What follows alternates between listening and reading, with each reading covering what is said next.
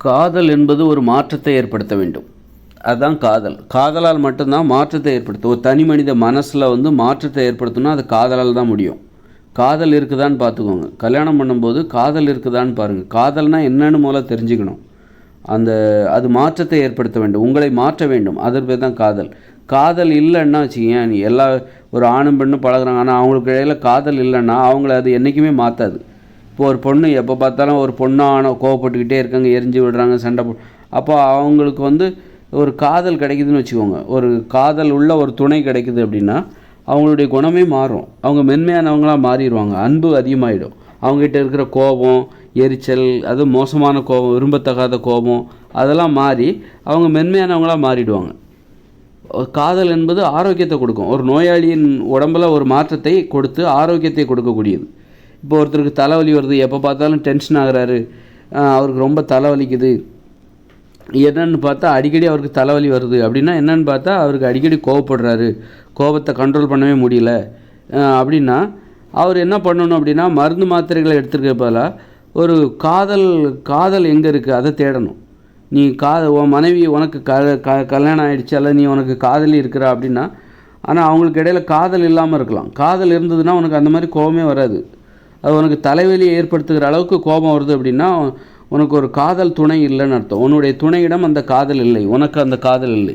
அந்த மாதிரி ஒரு காதலை கண்டுபிடிச்சிட்டா அது உனக்குள்ள மாற்றத்தை ஏற்படுத்தும். உன்னை அந்த அளவுக்கு அதிகமான கோபத்தை கட்டுப்படுத்தி நீ மென்மையானவராகவும் அன்பானவராகவும் மாற்ற நேசிக்க கற்றுக் கொடுக்கும்.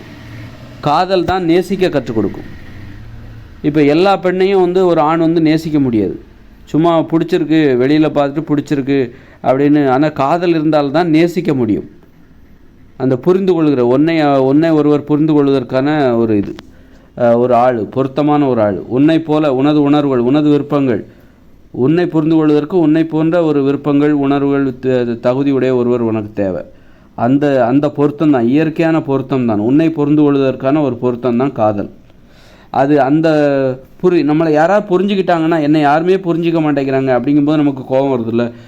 நம்மளை புரிஞ்சுக்கிறதுக்கு 4 பேர் இருக்காங்க அப்படிங்கும்போது நமக்கு அமைதி வருதில்ல. அதுதான் காதல். உன்னை புரிஞ்சுக்கிற, உணர்வுபூர்வமாக உன்னை புரிந்து கொள்கிற ஒருவர் உனக்கு கிடைக்கும்போது அது உனக்குள் மாற்றத்தை ஏற்படுத்துகிறது. என்னை யாருமே புரிஞ்சிக்க மாட்டேங்கிறாங்க அப்படிங்கும்போது வெறுப்பாக இருக்குது, தற்கொலை கூட பண்ணுவாங்க. அப்போது உன்னை புரிஞ்சுக்கிறதுக்கு உனக்கு ஒருத்தர் கிடைக்கிறாங்கும்போது அது உனக்கு அமைதியை ஏற்படுத்துகிறது, ஒரு மகிழ்ச்சியை தருகிறது. அப்போ அதுதான் காதல். உன்னை புரிஞ்சுக்கிற, உணர்வுபூர்வமாக புரிந்து கொள்கிற ஒரு பொருத்தம், இயற்கையாகவே இயற்கையான ஒரு பொருத்தம் தான் அந்த காதல். காதல் என்பது உனக்குள் மாற்றத்தை ஏற்படுத்த வேண்டும். உனக்குள்ளே எந்த மாற்றத்தையும் ஏற்படுத்தலை. நான் கல்யாணத்துக்கு முன்னாடி எப்படி இருந்தேன், நான் அப்போவாது நல்லா இருந்தேன், இன்றைக்கி அதை விட மோசமாக தான் இருக்கேன். என்னைக்கு கல்யாணம் பண்ணோன்னா அன்னையிலேருந்து என் வாழ்க்கை நாசமாக போச்சு அப்படின்னு சொல்லிட்டு எந்த ஒரு பெண்ணோ எந்த ஒரு ஆணோ சொல்கிறாங்கன்னா அவங்க கல்யாணத்தில் காதல் இல்லை, அவங்க கல்யாண உறவுகளில் காதல் இல்லை என்று பொருள். காதல் என்பது என்ன பண்ணணும்னா ஒரு அளவுக்கு அதிகமான கோபம், வன்முறை உணர்ச்சி ஒருத்தரை மென்மையாக மாற்றும். அதுதான் மாற்றம். காதல் என்பது மனுஷங்களை மென்மையாக மாற்றும்.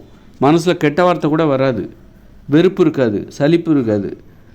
மனசில் கெட்ட வார்த்தை, நல்ல காதல் உள்ள ஒரு காதலர்களுக்கு கெட்ட வார்த்தைகள் வராது. அந்த அளவுக்கு மனசில் மாற்றத்தை ஏற்படுத்தும். கெட்ட உணர்ச்சிகள்லாம் ஏற்படாது. அவன் நேசிக்க கற்றுக் கொடுக்கும்.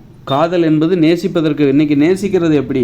நேசிப்பது என்பது வார்த்தை அல்ல, வெறும் வார்த்தை கிடையாது, உள்ளேருந்து வரணும். அப்போ அந்த உள்ளேருந்து வர்றதுக்குள்ள ஒரு சும்மா கல்யாணம் பண்ணிட்டா, யாரோ 2 பேர் கல்யாணம் பண்ணிட்டாங்க, அவங்க நேசிச்சிருவாங்களா? அது உள்ளுக்குள்ளேருந்து வரணும். அது இப்போ காதல் யார்கிட்ட இருக்கோ அவங்ககிட்ட தான் அந்த நேசம் என்பது பிறக்கும். நேசம் என்பது உள்ளுக்குள்ளேருந்து அது வரும். அது அந்த உள்ளுக்குள்ளேருந்து வருது பாருங்கள். அந்த நேசம் நேசிக்க கற்றுக் கொடுக்கும். அது நேசிக்க கற்றுக்கும் போது அது உங்களிடத்துல மாற்றத்தை இருக்கும். இப்போ ஏன் ஒருத்தர் டென்ஷன் ஆகிறாரு, கோவப்படுறாரு, வன்முறை உணர்ச்சியோடு இருக்காருன்னா அவருக்கு நேசிக்க தெரியல, நேசிக்க அவரால் முடியலை. அதனால தான் நேசிப்பதற்கு உனக்கு ஒரு வழி தேவை. அதுதான் காதல். அங்கேருந்து தான் அதை ஆரம்பிக்கணும். ஒரு காதல் என்கிற ஒரு துணை இல்லாமல் உன்னால் நேசிக்கவே முடியாது, நேசிக்க கற்றுக்கொள்ளவே முடியாது.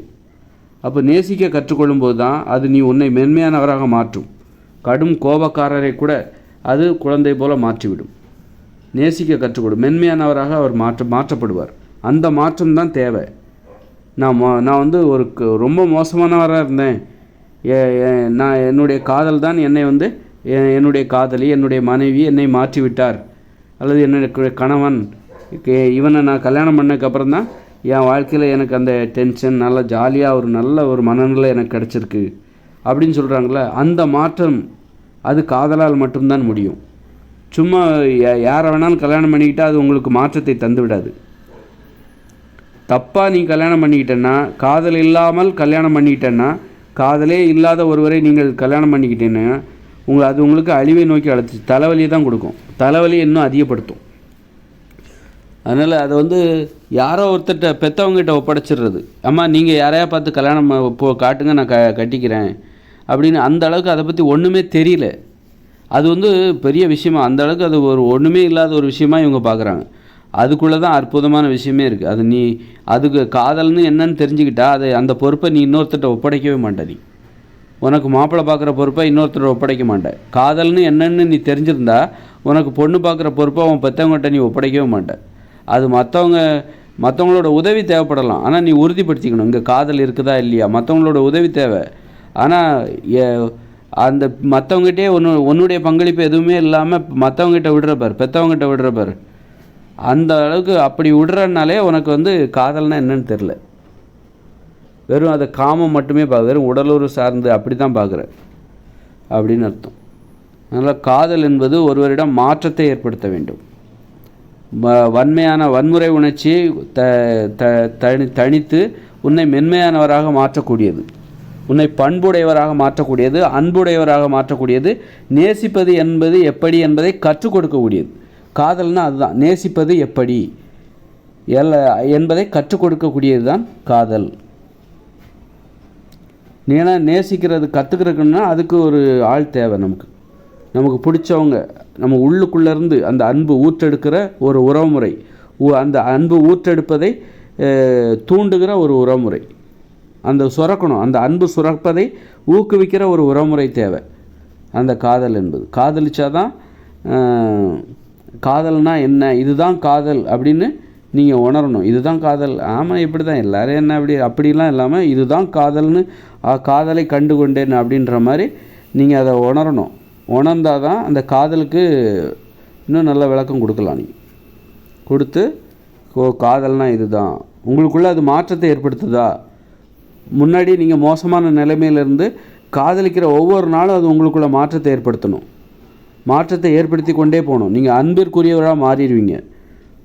உங்களால் அன்பு பாசம் வெறுப்பாக இருந்த அன்பு பாசம் இல்லாமல் வெறுப்பாக இருந்த உங்களை, வெறுப்போட தலைவலி கோபம் பழி உணர்ச்சியோடு இருந்த உங்களை இன்றைக்கி அன்பு பாசம் நிறைந்தவராக அது உங்களை மாற்றுகிறதா. அதுதான் காதல். இப்போ ஒரு தாய் இல்லாமல் ஒரு குழந்தை வளருதுன்னு வைங்களேன். தாய் இல்லாமல் ஒரு பெண் குழந்தை வளருது, தாய் இல்லாமல் ஒரு ஆண் குழந்தை வளர்கிறாங்க. அவங்களுக்கு அன்பு பாசம்னா, உண்மையான அன்பு நம்பிக்கையான அந்த அன்பு என்னென்னா தெரியாமலே அவங்க வளருவாங்க. அவங்களுக்கு இயற்கை கொடுக்குற இன்னொரு வாய்ப்பு தான் என்னதுன்னா அந்த காதல். இயற்கை கொடுக்குற அந்த நம்பிக்கையான, இப்போது தாய் இல்லைன்னா அப்போ ஒரு குழந்தைக்கு அன்பே கிடைக்காது, அவ்வளோதானா. அது தாய் இல்லைன்னா அவ்வளோதானா. இயற்கை கொடுக்குற இன்னொரு வாய்ப்பு தான் ஒரு ஆண் குழந்தையாக இருந்தாலும் சரி, பெண் குழந்தைக்காக இருந்தாலும் சரி, இயற்கை கொடுக்குற இன்னொரு வாய்ப்பு தான் அந்த காதல். காதல் மூலம் மீண்டும் நேசிக்க கற்றுக்கொள். தாய்கிட்டேருந்து இந்த குழந்தைங்க என்ன கற்றுக்கிறாங்கன்னா, தாயை எப்படி நேசிப்பது என்பதை கற்றுக்கொள்கிறார்கள். தன்னை நேசிக்கிற ஒரு நம்பிக்கையான உறவை தெரிந்து கொள்கிறார்கள். அந்த குழந்தைகள் தன்னை நேசிக்கிற ஒரு உறவு, அந்த அம்மா நம்பிக்கையான ஒரு உறவு, அம்மா என்கிற உறவு என்பது தன்னை இந்த உலகத்தில் நேசிக்கிற ஒரு உண்மையான உறவு அம்மா அப்படின்னு அந்த குழந்தைகளும் தெரிஞ்சுக்கிறாங்க. தாயை நேசிப்பது எப்படி, உண்மையான அன்பு எப்படிப்பட்டது என்பதை கற்றுக்கொள்கிற ஒரு இடமா தான் அந்த அம்மாங்கிற உறவு. சரி, அம்மாங்கிறவ உனக்கு இல்லை, சின்ன வயசில் இறந்துட்டாங்க அப்படின்னு வச்சுக்கோ. நீ ஆண் குழந்தையாக இருக்கலாம், பெண் குழந்தையாக இருக்கலாம். அப்போது உனக்கு அன்பு நேசிக்க தெரியாமலே போயிடும். உண்மையான அன்புன்னா என்னென்னே தெரியாது. அதுக்கெல்லாம் வேறு யாருமே உனக்கு கற்றுக் கொடுக்கவே முடியாது. வேறு யாரும் அம்மாவுடைய அன்பை உனக்கு தரவே முடியாது. உன்னை பெற்று உன்னை வயிற்றில் சுமந்து பெற்று எடுத்தாங்க பாருங்கள், அந்த அம்மாவோடைய அன்பை வேறு யாராலுமே தர முடியாது. யாரோ எடுத்து வளர்க்குறாங்க, உன்னை தத்தெடுத்து வளர்க்குறாங்க அப்படின்னா கூட அந்த அம்மாவின் அன்பு இருக்குல்ல, அந்த அன்பை யாராலையும் தர முடியாது. அப்போ அந்த அன்பை நீ மீண்டும் பெற முடியுமா? சரி, உனக்கு அம்மா இறந்துட்டாங்கப்பா, சின்ன வயசில் இறந்துட்டாங்க. நீ ஆண் குழந்தையாக இருக்கலாம், பெண் குழந்தையாக இருக்கலாம். அப்போது உனக்கு சின்ன வயசில் இறந்துட்டாங்க, ஒரு வயசில் இறந்துருக்கலாம், 2 மாதத்தில் கூட இறந்துருக்கலாம், ஏதோ ஒரு காரணத்தினால நோயினாலே விபத்துனாலே இறந்துருக்கலாம். அப்போது உனக்கு அந்த அன்பு கண்டிப்பாக கிடைக்காது. அந்த தாயின் அன்பு வேறு எங்கேயுமே கிடைக்காது. அப்போது உனக்கு நேசிக்க கற்றுக்கிட்டே நீ அம்மாக்கிட்ட எப்படி நேசிப்பது பிறரை என்பதை நீ கற்றுக்கொள்வதற்கு உனக்கு வாய்ப்பே இல்லை. அப்படிப்பட்ட நிலைமையில் உனக்கு இயற்கை தருகிற இன்னொரு வாய்ப்புகள் தான், இன்னும் நிறைய வாய்ப்புகள் இருக்குது. அதுக்காக அவ்வளோதான் அப்படின்ட்டு இல்லை. அதான் காதல். நேசிப்பது எப்படி என்பதை கற்றுத்தருகிற இன்னொரு கற்றுக்கொள்வதற்கான இன்னொரு வாய்ப்பு தான் காதல். உண்மையான அன்பு என்ன என்பதை தெரிந்து கொள்வதற்கான இன்னொரு வாய்ப்பு தான் காதல். அந்த காதல் மூலமாக மீண்டும் நீ உண்மையான அன்பை கண்டுகொள்ளலாம். அப்போ காதல் என்பது நிறைய வாய்ப்பு, அது நிறைய இருக்குது. ஒருத்தர் இல்லைனாலும் இன்னொருத்தட்ட நம்ம தேடலாம். அது மாதிரி அம்மாங்கிற உறவுங்கிறது ஒன்று தான், அது ஒரே உறவு தான். ஆனால் காதல் என்பது நிறைய இருக்குது. ஆனால் உண்மையான உறவு, காதலும் உண்மையான உறவு தான். அந்த உண்மையான உறவுனா அது எத்தகைய தன்மை உடையது என்பதை தெரிந்து கொண்டு இருந்தால் அது உனக்குள்ள மாற்றத்தை ஏற்படுத்தும்.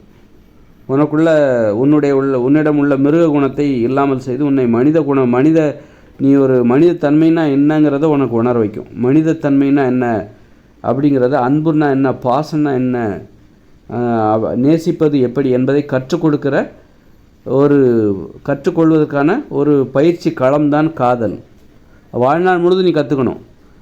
அன்புங்கிறது அவ்வளோதான், நீ கற்றுக்கிட்டேன், நீ பாஸ் பண்ணிட்ட அப்படிலாம் கிடையாது. நீ வாழ்நாள் முழுதும் அந்த பருவம் சார்ந்து உனக்கு அன்பு என்பது வேறுபடும். சின்ன குழந்தையாக இருக்கும்போது உனக்கு இருந்த அன்பு வளர வளர மாறிக்கிட்டே வரும். அப்புறம் அப்பா ஒரு 19 வயசில் உன்னுடைய அந்த அன்பின் தன்மை வேறு மாதிரி இருக்கும், அது தேவை கூட வேறு மாதிரி இருக்கும். அப்புறம் 20 வயசில் அப்பாவாக மாறினதுக்கப்புறம் அந்த அன்பு மாற்றம் அடையும்.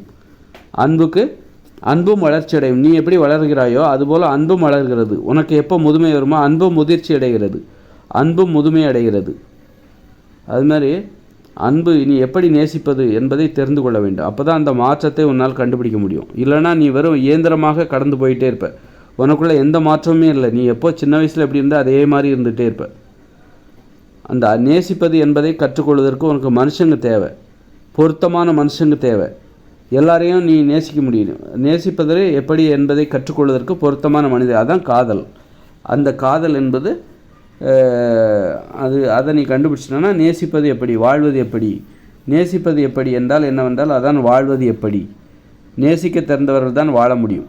நேசிக்க தெரியவில்லை என்றால் உன்னால் வாழவே முடியாது.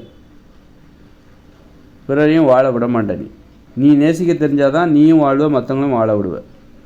நேசிக்க தெரிலனா உனக்கு அழிக்க தான் தெரியும். உனக்கு பிறர் சண்டை அழிவு தான் உனக்கு தெரியும். நேசிக்க தெரிஞ்சால் நீ நேசிப்ப, நேசிக்க தெரிலனா நீ அழிக்க தொடங்கி விடுவாய். அதனால் நேசிக்க அனைவருக்கும் தெரிஞ்சே ஆக வேண்டும் என்கிற கட்டாயம் இருக்குது, நிர்பந்தம் இருக்குது. மனுஷங்க அத்தனை பேரும் நேசிக்க தெரிந்தவர்களாக இருக்க வேண்டும், அன்பு செலுத்த தெரிந்தவர்களாக இருக்க வேண்டும். அப்படி ஒரு கட்டாயம் இருக்குது. அதனால் இது பரவாயில்ல. அதனால் இப்போ என்ன, நேசிக்க தெரிலன்னா இப்போ என்ன அப்படின்னா, நேசிக்க தெரிலன்னா நீ பிறரை அழிக்க தெரிந்தவராக தான் நீ இருப்பாய். அதனால் கண்டிப்பாக நேசிக்க தெரிஞ்சே ஆகணும். அப்போ தான் இந்த மனித வாழ்க்கை பாதுகாப்பு. அப்போ நேசிக்க தெரியுங்கிறது அனைவருடைய தேவையாக இருக்குது. சாப்பாடு மாதிரி, சாப்பாடு எப்படி அனைவருக்கும் தேவையோ, உணவு எப்படி அனைவருக்கும் தேவையோ, அது மாதிரி நேசிக்க தெரிவது அனைவருடைய தேவையாக இருப்பது. அப்போ காதல் என்பது காதல் மூலமாகத்தான். அது சின்ன வயசில் குழந்தையாக இருக்கும்போது நேசிக்கிறது, அதுக்கு அம்மா தேவை.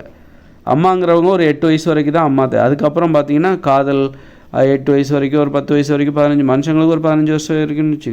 அதுக்கப்புறம் நேசிக்க தெரிவதற்கு உனக்கு இன்னொருத்தர் தேவை. அம்மாங்கிற உறவு என்பது சிறு வயதில் நேசத்தை கற்றுக்கொள்வதற்கான ஒரு நம்பிக்கையான உறவு அம்மா. அம்மாங்கிற உறவு ஒரு 10 வயசு வரைக்கும், 15 வயசு வரைக்கும், 14 வயசு. அதுக்கப்புறம் உனக்கு காதல் என்கிற உறவு தேவை, நேசிப்பது எப்படி என்பதை கற்றுக்கொள்வதற்காக.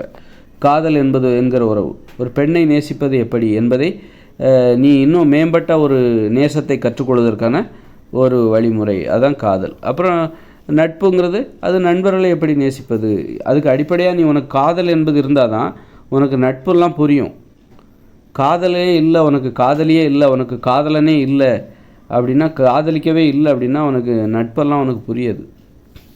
எங்கேருந்து அந்த நேசிப்பதற்கான உறவு தொடங்குகிற இடமே அந்த காதல் தான், அந்த உறவு. அதனால் காதலை குறைச்சிடப்படாதீங்க, அது உங்களை மாற்றக்கூடியது. வேறு நீங்கள் புத்தகமெல்லாம் உங்களை மாற்றிடாது. ஆனால் எது மாற்றும்னா உங்களை பண்புடையவர்களாக எது மாற்றும் அப்படின்னா, புத்தகங்கள்லாம் உங்களை பண்புடையவர்களாக மாற்றாது. எது பண்புன்னா தெரிஞ்சுக்கலாம், கேள்வி ஞானம் தான், அது உங்களுக்கு சொந்தமாகாது. ஆனால் உங்களை மாற்றக்கூடியது எதுனா உறவுமுறை தான். காதல், நட்பு, உறவுமுறை தான் உங்களை மாற்றும். மனுஷங்க தான் உங்களை மாற்றுவாங்க. நல்ல உறவுகளை தேடிப்போங்க, அதுதான் உங்களை மாற்றும். புத்தகங்கள்லாம் உங்களை மாற்றிடாது. புத்தகங்கள் வெறும் அது தெரிஞ்சுக்கலாம், அவ்வளோதான். என்ன தான் படித்தாலும் திருக்குறளை எத்தனை வாட்டி படித்தாலும் நீங்கள் அந்த திருக்குறள் என்கிற அந்த அதுக்கு சொந்தமாகி விட முடியாது. ஆனால் நீங்கள் மனுஷங்களை படிக்கணும், போய் பழகணும், மனுஷங்கிட்ட போய் பழகணும்.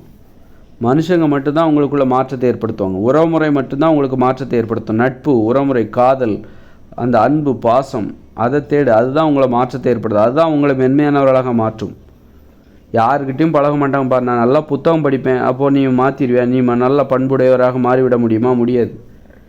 நான் புத்தகமே படிக்க மாட்டேன், ஆனால் எனக்கு நல்லா உருகி காதலிக்கிற ஒரு காதலன் இருக்கிறான், உருகி காதலிக்கிற ஒரு காதலி இருக்கிறாள், நல்ல அன்பாக அம்மா இருக்கிறாங்க, அப்பா இருக்கிறாரு, அக்கறையோடு என்னை கவனித்து கொள்ள அப்பா இருக்கிறாரு, அண்ணன் இருக்கிறான், நாங்கள் ரொம்ப பாசமாக இருக்கிறோம் அப்படின்னா உனக்கு புத்தகமே தேவையில்லை.